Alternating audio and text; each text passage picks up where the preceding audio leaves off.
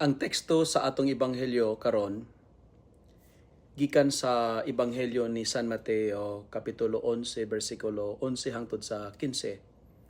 Nagpahinumdum kanato nga sa atubangan sa Dios ang tinuod nga pagka labawng dako dili sukdon sa dungog, dili sukdon sa posisyon o sa gahom o sa kadaghan sa sapi o kadaghan sa kaptangan, dili sukdon sa kanindot sa panagway, kundili sa pagkamatinumanon nga magpadayag sa iyang kabubuton sama ni Juan Bautista nga nahimong tingog sa kamingawan aron andamon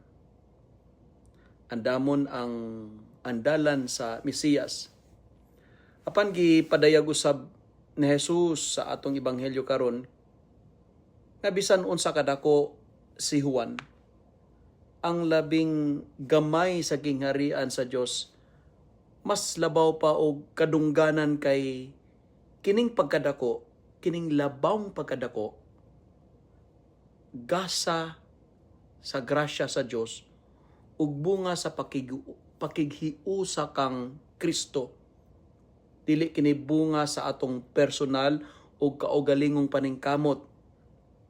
Dili nato makita nga ang gingharian dili lamang usa ka lugar kundi usa ka pamaagi sa pagpuyo, ilawom sa pagmando sa Dios, usa ka kinabuhi nga puno sa paghinulsol ug puno sa pagdawat sa kahayag sa kamatuoran. Ang pulong ang mga malapason maningkamot sa pag-angkon niini nagpahinumdom kanato nga ang pagsunod kang Kristo usahay adunay panagbangi kay adunay mga puwersa nga musupak sa kahayag sa ebanghelyo sama sa puwersa sa pagsulay, sa sala o sa mga sistema nga supak sa kabubuton sa Dios. Apan mga igsoon, ang gingharian nagpadayon tungod sa mga tawo nga andam magmatinud-anon, andam magpaubos o magpas-an o magdala sa ilang krus. Sa katapusan, gihangyo kita ni Jesus nga maminaw uban ang abli nga kasing-kasing. Kay matud pa sa ebanghelyo, ang adunay mga dalunggan maminaw.